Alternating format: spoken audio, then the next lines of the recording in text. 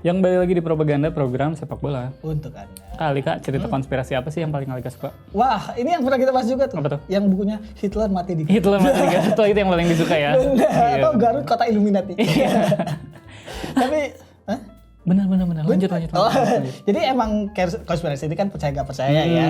Tapi kalau nggak salah si Hitler mati di Garut ini karena kalau nggak salah ada satu foto sejarah gitu yang ada kayak orang Mirip. Jerman, iya mirip Hitler pakai dan foto di daerah sana. Yang mana itu langsung jadi ya kalau konspirasi gini kan nggak bisa dibuktikan juga ke dribblenya atau kesaksiannya ya.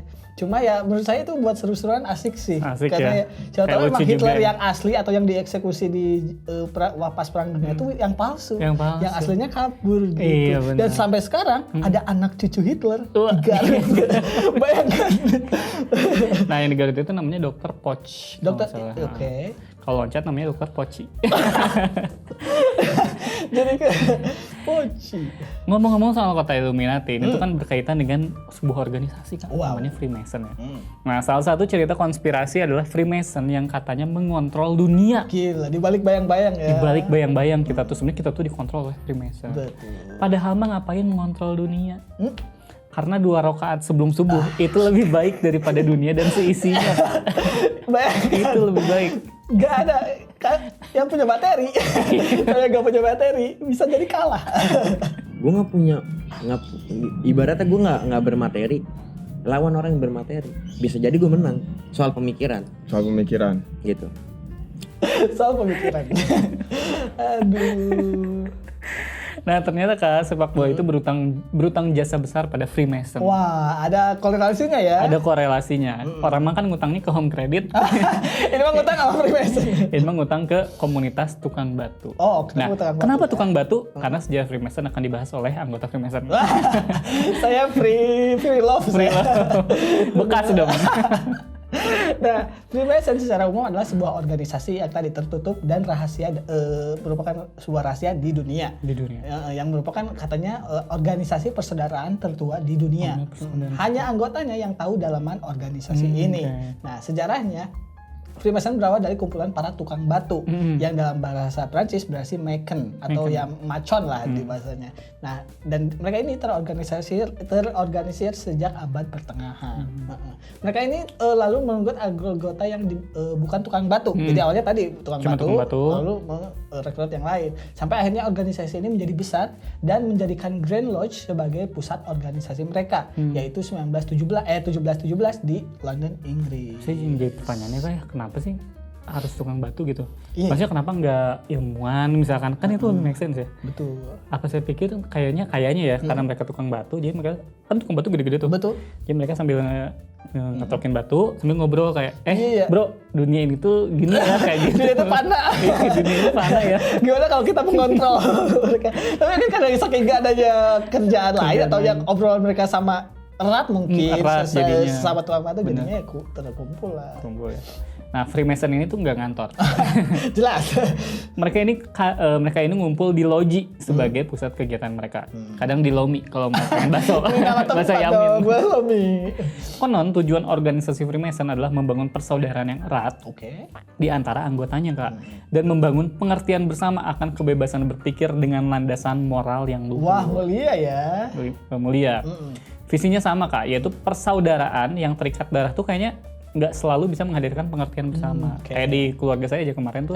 Jangan doain keluarga gimana sih? Enggak, maksudnya di grup keluarga Oke. lagi pada selek Kak. Oh. Padahal kita itu bersaudara terikat Saudara, darah tapi gitu. tetap- Jadi kalau yang terikat darah tuh kayaknya emang nggak selalu bisa menghadirkan Iya. pengertian. Di mana daftarnya Freemason? Mau daftar, saya mau daftar. Tolonglah kalau keluarga ada ini jangan gabung Freemason. Nah, Freemason mengklaim bahwa mereka adalah organisasi sekuler. Yang sudah pasti bukan mengarah kepada suatu agama atau kepercayaan tertentu. Karena kan dulu ada yang nganggap kalau Freemason ini tuh organisasi pemuja setan. Betul, ada yang katanya. ngaitin. Ternyata mereka organisasi sekuler. Selain tidak percaya pada agama atau kepercayaan tertentu, mereka juga kayaknya nggak percaya Kak, kalau Rafael Alun hartanya hasil kerja halal.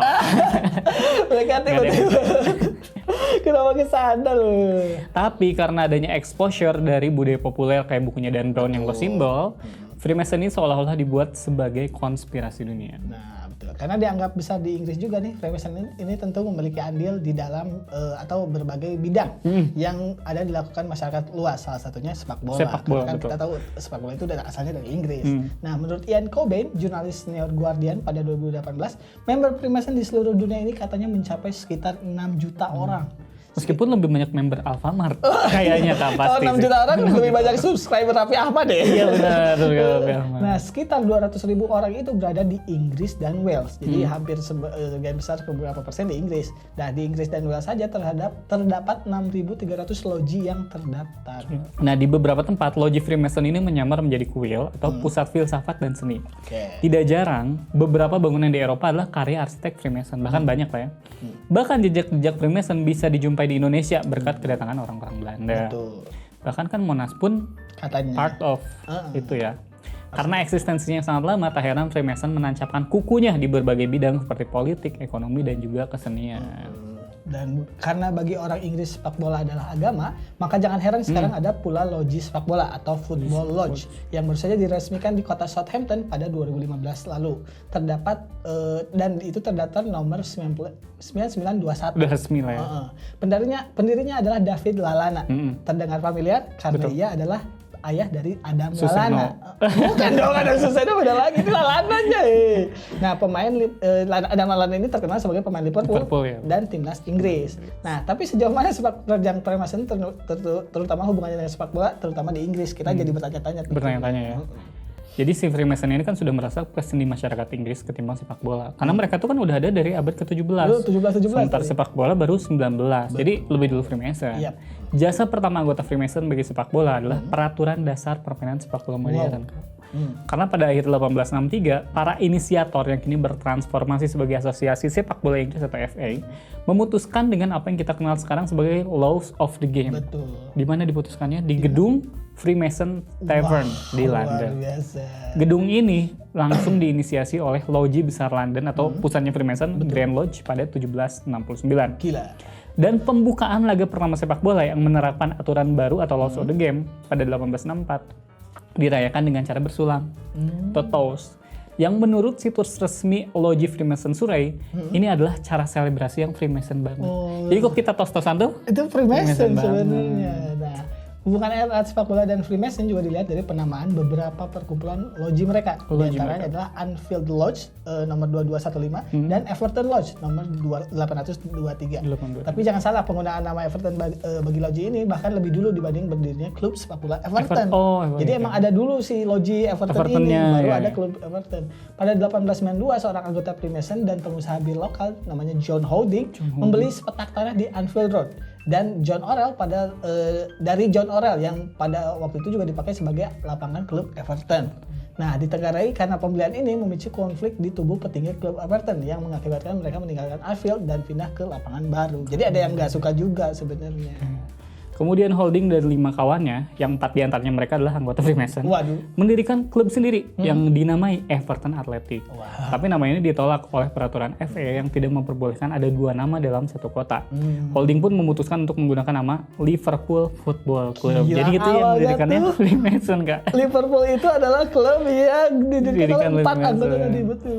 Jejak ini bisa dilihat dari warna kostum awal digunakan Liverpool sebelum berwarna merah, yakni setengah biru langit dan juga putih kayak Blackburn Rovers gitu lah.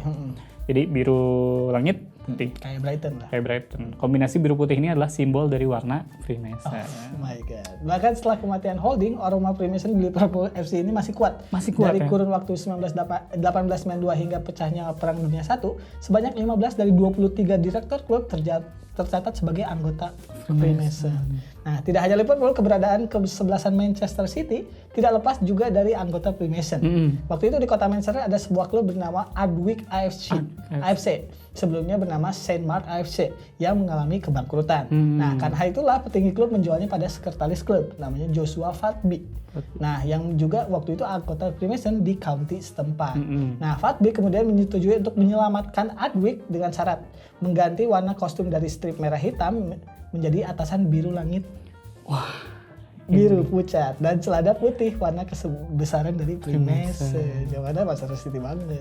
Ia juga mengganti nama klub dari Ardwick AFC menjadi Leicester City FC. Jadi ternyata Manchester City tuh klub buatan Freemason juga ya. Nah pun demikian, beberapa situs resmi loji Freemason seperti Surrey Mason dan westlankfreemasons.org.uk sebenarnya meragukan apakah Joshua Parkby atau penerusnya di kursi presiden klub Lawrence Furniss yang menjadikan Manchester City berseragam biru. Emang diragukan lah gitu ya.